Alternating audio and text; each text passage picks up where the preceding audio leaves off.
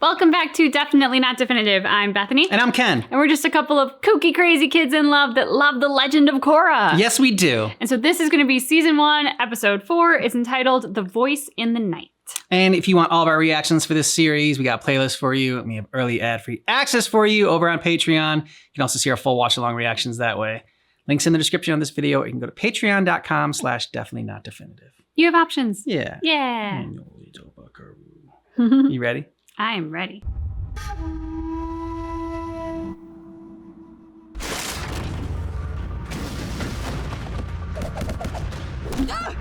After I take your bending away,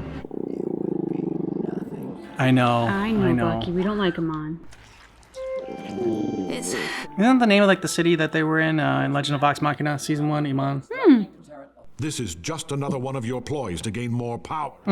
All I'm trying to do is help. 42 years ago, Republic City was threatened by another dangerous man. Your father wasn't afraid to deal with him head-on. How dare you compare yourself to Avatar Aang? Amon is not going to stop with the bending triads. It's true. Vote for this task force, and I will stop Amon before it's too late. All in favor? Getting votes through fear. Music is Good so musical great. segue, yeah. good evening, my fellow equalists.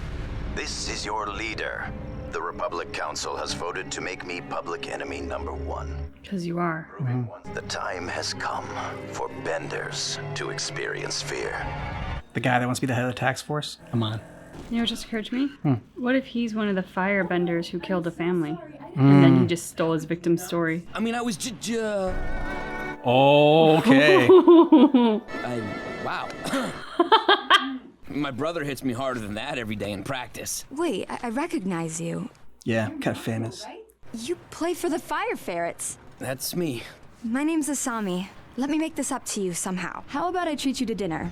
Tomorrow night, 8 o'clock, Kwong's Cuisine. It's a date? Yeah, I guess so. I'll see you tomorrow night. Okay. No, it's never that easy, dude.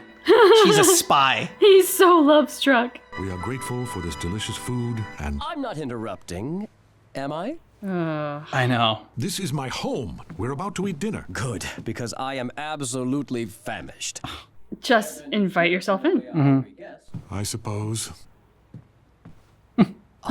You must be the famous Avatar Korra. It is truly an honor. I am Councilman Tarla. Nice to meet you. Why do you have 3 ponytails? And how come you smell like a lady? You're weird. Well, aren't you precocious? I've been reading all about your adventures in the papers. Infiltrating Amon's rally. Oh, that took some real initiative. Some moxie, kid.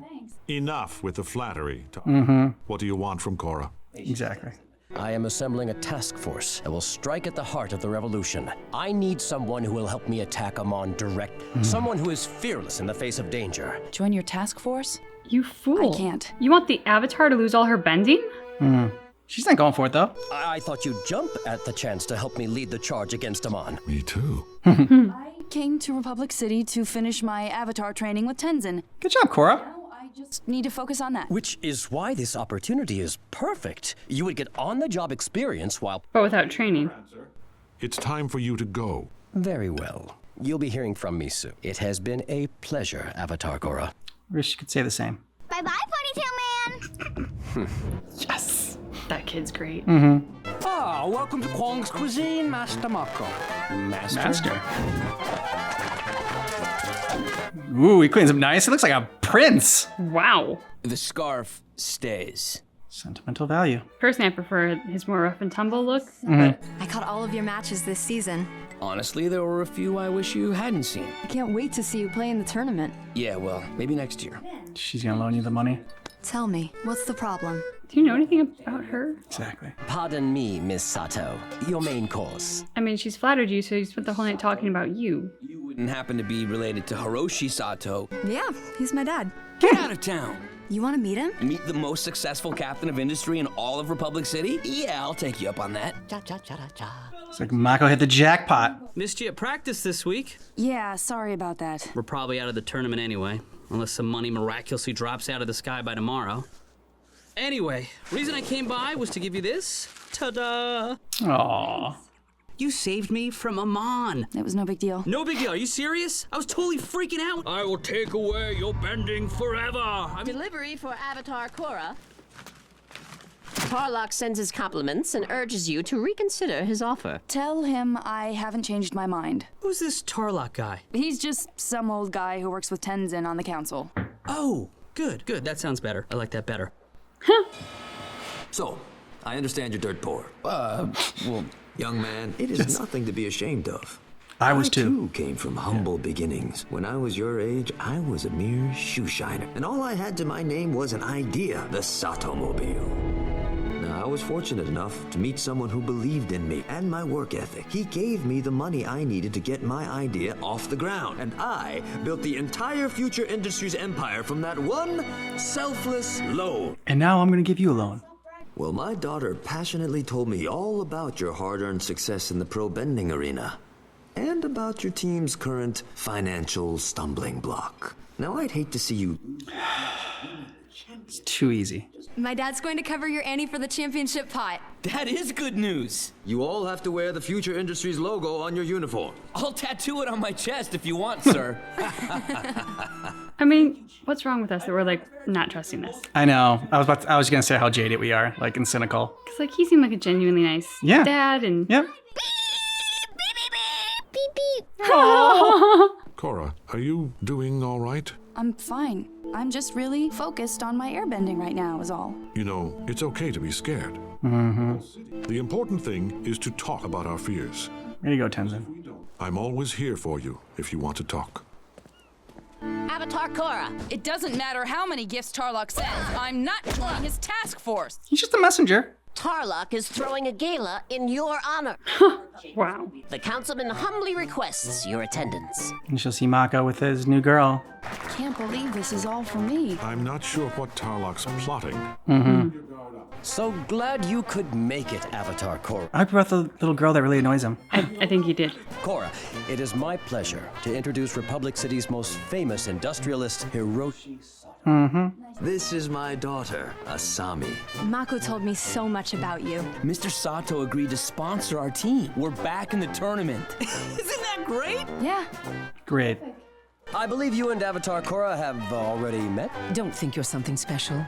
You've done absolutely nothing to deserve this. Okay, great talk. So their relationship is still just as good. Yes. I mean, she's kind of right. You didn't do anything to deserve this. It's true. I think they're going to wind up being best friends. Mm-hmm. Throwing her into a press conference? What a dick. He presents a real problem. Then why have you refused to join Tarlok's task? They walked right into it. Why are you backing away from this fight? What? Are you afraid of Amon? I'm not afraid of anybody. I'll join Tarlok's task force and help fight Amon. This is what he wanted. Peer pressure. Tonight, we will execute a raid on an underground chi blocker training camp where equalists train chi blocking in secret.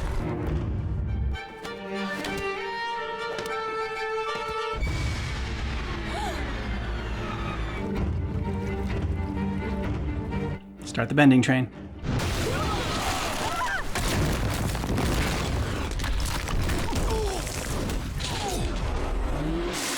I'm going after those two. Nice. Recovery. Nice timing. Thanks, Tarlok. We make a good team, Avatar. We do. No Korra for practice again? Doesn't look like it.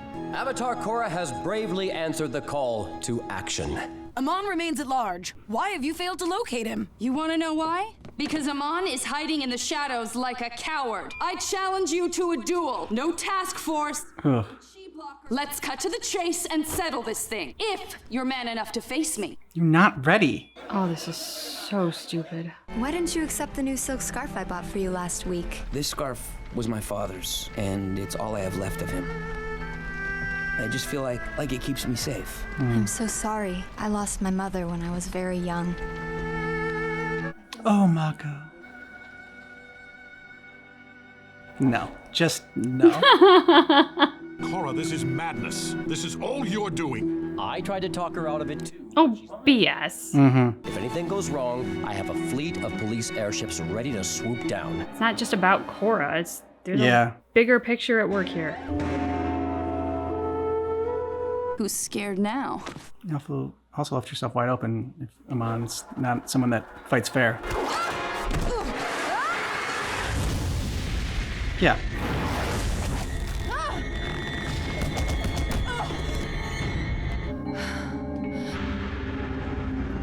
Really think he was going to show up by himself?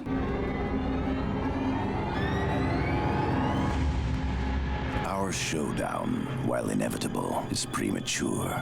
Although it would be the simplest thing for me to take away your bending right now, you'd only become a martyr. Benders of every nation would rally behind your untimely demise. But I assure you, I have a plan.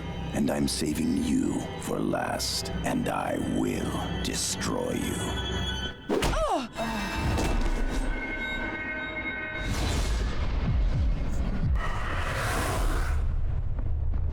Aang? Korra, was Amon here? She called Aang? Yeah. Did he take your bending away? No. Oh, thank goodness. I was so terrified. I felt so helpless. It's all right. The nightmare is over. You were right. I've been scared this whole time. I've never felt like this before, and... You're afraid of your fear. Admitting your fears is the first and most difficult step in overcoming them. Sticking with my theory now. Tenshiro. Was that his name? Tenshiro? The guy that's like organizes the commission? Oh, think so. Whatever his name was. I think he's Amon, and like it's just like it's all a little bit too convenient. I think the reason that I'm so skeptical of like the romance and like, oh, here's $30,000, it's like because it just all happens way too easily. It's a fairy tale. And so I don't know, like, and there's also the part of me that's just very cynical of like, oh yeah, sure. This beautiful rich girl just happens to hit you, and then all of a sudden she like invites you randomly to dinner. And does nothing but talk about how amazing you are and stroke your ego all night. You didn't even know her name until halfway through the meal. Like, come on. Yeah. Like you said, like not asking enough questions about her and then setting it up so Korra goes to the gala and sees them together, and it's like, okay, like this was all set up to like drive a wedge between them and make isolate her, make her feel alone. So it's just like, I don't know, it's villain 101. I mean, everything he said. That's why I'm so skeptical of it, is because I'm like no. This is like, if the show was like poorly written, I guess I would believe it more. It's like, okay, yeah, like I don't know. It's like if this was a movie or a TV show in like the 80s or the 90s when it was just like everything was all easy and like fairy tale romance and everything. It's like, okay, yeah, that's great. But now we're more jaded and cynical now. Well, the other side of it too is like, if this girl really is the like glamorous, sophisticated, I would assume well-educated, if not just like naturally smart and all. Sure, he's part of the firebending team, and I'm not saying that's not impressive, but like she probably meets impressive people very often. Mm-hmm. They go to galas. Her dad is the biggest, wealthiest businessman in the city. I don't know, acting like a starstruck child feels a little in contrast to the circumstances around her character. Also, no specifics. She, like, I saw all your matches. Didn't say any one of them was like, it's like, oh, you know, like, if you are a really fan of somebody and you saw their matches, like, oh, I saw all your matches and your match against, you know, such and such team, when you did this one move, it was so awesome. Like, I love that.